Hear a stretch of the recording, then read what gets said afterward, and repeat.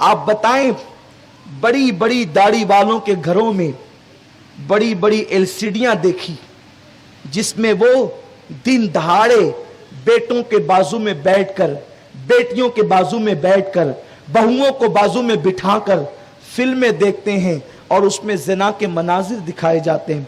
मुसलमानों, तुम्हारे घर में बरकत कैसे होगी?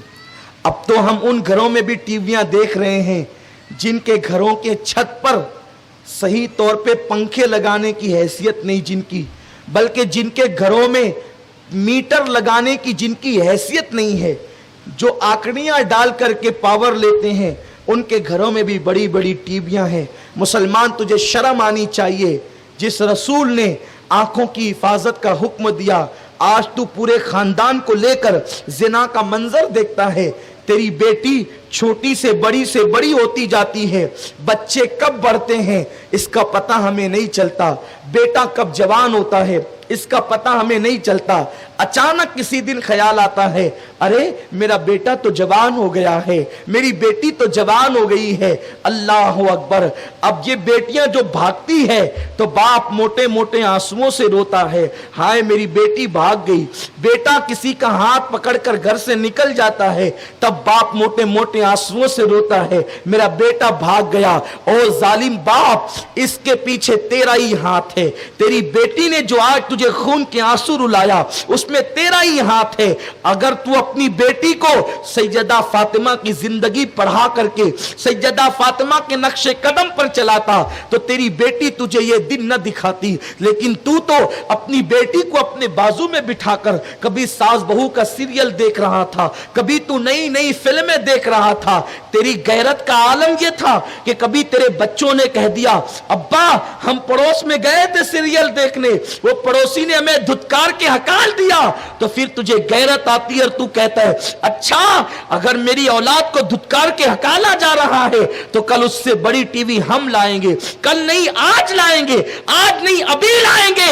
ओ बेगैरत बाप, तुझे गैरत आई तो टीवी के मामले में आई, तुझे गैरत दीन के मामले में क्यों नहीं आई? इस्लाम के मामले में क्यों नहीं आई? शरीयत के मामले में क्यों नहीं आई? तुझे ये गैरत क्यों नहीं आई कि अगर पड़ोस का बच्चा 5 वक्त का नमाजी है तो मेरा बच्चा भी तहज्जुद गुजार होना चाहिए।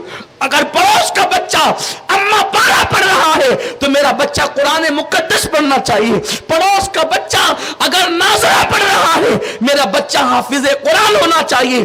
तुझे ये गैरत क्यों नहीं आई? तुझे गैरत आई तो फिल्म के मामले में, तुझे गैरत आई तो सीरियल के मामले में।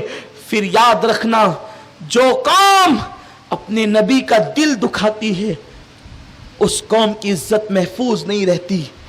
अल्लाह के नबी ने तुम्हारी इज्जत और गैरत को पत्थर खा खा करके बचाया।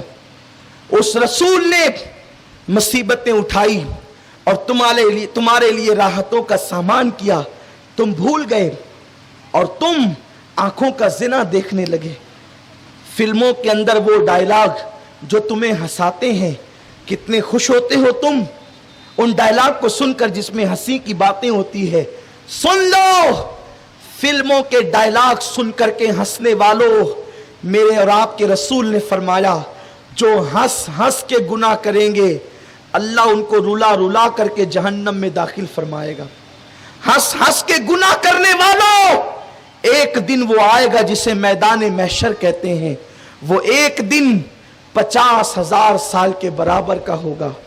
उस दिन से डरो जिस दिन अर्श के अलावा कोई साया नहीं होगा, जिस दिन लिवाउल हम्द के अलावा कोई साया नहीं होगा।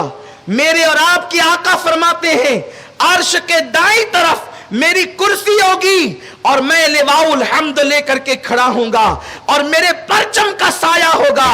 और मेरे परचम के साये के मोहताज नमाजी क्या, हाजी क्या, गाजी क्या, आदम से लेकर ईसा तक सारे नबी मेरे परचम के मोहताज होंगे। अल्लाह अकबर। अपने नबी की शान ये है कि जिनके परचम के साये के मोहताज जब अंबिया होंगे तो हम और आप उनके मोहताज क्यों नहीं होंगे?